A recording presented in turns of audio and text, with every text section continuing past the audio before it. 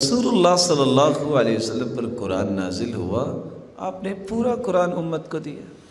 رسول اللہ صلی اللہ علیہ وسلم پر اللہ تعالیٰ نے جو احکامات نازل کیے، آپ نے تمام کے تمام احکامات امت کو سکھا دیے۔ آپ کی زندگی میں کچھ 23 سال میں یہ مہینے بار بار آئے، 40 سال کے بعد تو آپ کو نبوت ملی، لیکن 23 سال کے عرصے میں آپ نے کسی ایک سال بھی صحابہ کو اکٹھا کیا ہو کہ آج جو ہے نا وہ شب برات بھی ہے اور آج شب معراج بھی ہے، تو آج آپ کو اتنے نوافل پڑھنے چاہیے، آج آپ کو اتنے روزے رکھنے چاہیے صبح اٹھ کے، اور آپ کو یہ اعمال کرنے چاہیے۔ امت کو اس بات کا حکم نہیں دیا۔ بات وہی ہے کہ سوچنے والا آج بھی سوچتا ہے اور لاجک بھی یہ پیش کرتا ہے، نیکی ہے نا۔ اصل میں نیکی وہ ہے جس کو قرآن نے ڈیفائن کر دیا۔ نیکی وہ ہے جو محمد کریم نے پیش کر دی ہے، سمجھا دیا ہے، جس کا تذکرہ قرآن و حدیث میں نہیں ہے، وہ نیکی نہیں بن سکتی، کیونکہ نیکی کا معیار اور پیمانہ ہی دو چیزیں ہیں۔ ترکت فیکم امرین لن تضلوا ما تمسکتم بہما کتاب اللہ و سنت رسولہ۔ لوگوں میں تمہیں دو چیزیں چھوڑ کے جا رہا ہوں، ایک اللہ کا قرآن ہے اور ایک اس کے رسول کی سنت ہے۔ جب تک ان دونوں چیزوں کو تھامے رکھو گے تم کبھی گمراہ نہیں ہوگے۔ ایک بھائی محترم معزز مکرم اٹھتا ہے، دیکھیں جی قرآن کی تو آیت ہے۔ اللہ آپ کو سلامت رکھے میرے بھائی، یہ قرآن کی آیت کس پہ نازل ہوئی؟ محمد کریم پہ۔ سب سے پہلے کنہوں نے سنی؟ صحابہ کرام نے۔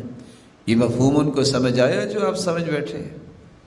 دیکھیں جی قرآن کہہ رہا ہے اِنَّا أَنزَلْنَاهُ فِي لَيْلَةٍ مُبَارَكَةٍ، ہم نے برکت والی رات میں قرآن اتارا ہے، فِيهَا يُفْرَقُ كُلُّ أَمْرٍ حَكِيمٍ۔ میرے معزز، میرے محتشم، قرآن کی آیت تو آپ نے صحیح پڑھی ہے۔ جو مفہوم آپ نکالنے جا رہے ہیں کسی صحابی کو بھی سمجھ آیا؟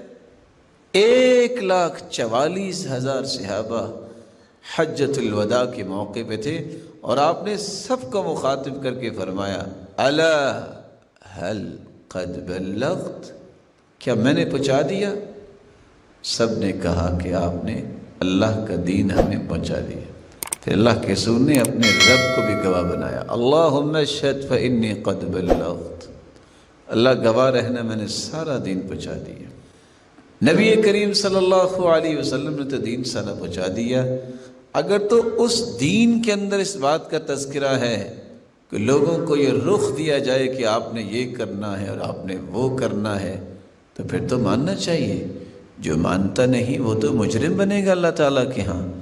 لیکن جس چیز کو دین نے پیش نہیں کیا، اس کو اپنی تجرباتی زندگی کو دلیل بنا کر کے میرا ایکسپیرینس یہ کہتا ہے، میرے فلاں نے یہ کہا ہے، میرے علان نے یہ کہا ہے، اور یہ فلاں کتاب میں لکھا ہے۔ جس کتاب کا تذکرہ جو ہے کرتے وقت بھی سوچنا پڑتا ہے، اس کو کتاب حدیث کی کہیں، تاریخ کی کہیں، وجدان کی کہیں، حکمت کی کہیں، کیا کہیں، تو یہ ہمیشہ انسان اپنے آپ کو راہ راست سے دور رکھے گا جو قرآن و سنت سے اعراض کرتے ہوئے کسی اور چیز کو پیمانہ بناتا ہے۔ اب قرآن مجید نے یہ فیصلہ کر دیا ہے، شہر رمضان الذی انزل فیہ القرآن، رمضان کا مہینہ وہ ہے جس میں قرآن کو نازل کیا گیا۔ انا انزلناہ فی لیلۃ القدر، ہم نے قرآن کو نازل کیا لیلۃ القدر میں۔ انا انزلناہ فی لیلۃ مبارکہ، ہم نے قرآن کو نازل کیا برکت والی رات میں۔ اب ان تینوں چیزوں کو جمع کیجیے۔ قرآن مجید لیلۃ القدر میں نازل ہوا، جو برکت والی رات ہے، جو رمضان میں ہوتی ہے۔ لیلۃ القدر کس مہینے کی رات ہے؟ میں تھوڑا سا جواب چاہوں گا، کس مہینے کی رات؟ ہو سکتا ہے رجب میں آئے، شعبان میں آئے۔ یہ کتنی کامن سینس ہے کہ قرآن اللہ تعالیٰ نے لیلۃ القدر میں نازل کیا، اور وہ برکت والی رات ہے، اور وہ رمضان میں ہوتی ہے۔ وہاں اگر یہ مفہوم نکال لیا جائے کہ آج اللہ تعالیٰ جو ہے وہ اتریں گے، نزول فرمائیں گے، اور جو جاگ رہا ہوا اس کو برات مل جائے گی، گناہ معاف ہو جائیں گے۔ صحیح بخاری کی روایت ہے، ينزل ربنا تبارک و تعالی كل لیلہ الى السماء الدنيا حين يبقى ثلث الليل الآخر۔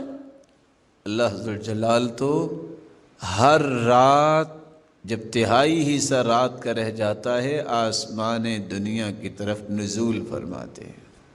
صحیح بخاری کی روایت اور صحیح مسلم کی روایت بتا رہی ہے کہ اللہ ذوالجلال ہر رات نزول فرماتے ہیں، اور یہاں ایک رات کی بات کو لے کے بیٹھ جاتے ہیں۔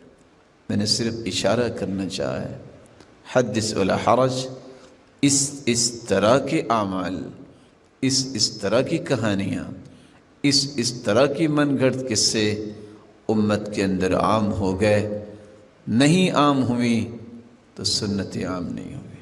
اور سچ کہا کرتے تھے شیخ البانی رحمۃ اللہ علیہ کہ جب آپ سنت کو زندہ کریں گے بدعات ختم ہوں گی، جب آپ بدعت کو زندہ کریں گے، ایک نئی چیز پیدا کریں گے، اس کا اثر ہمیشہ یہ ہوگا لوگ سنتوں سے اعراض کریں۔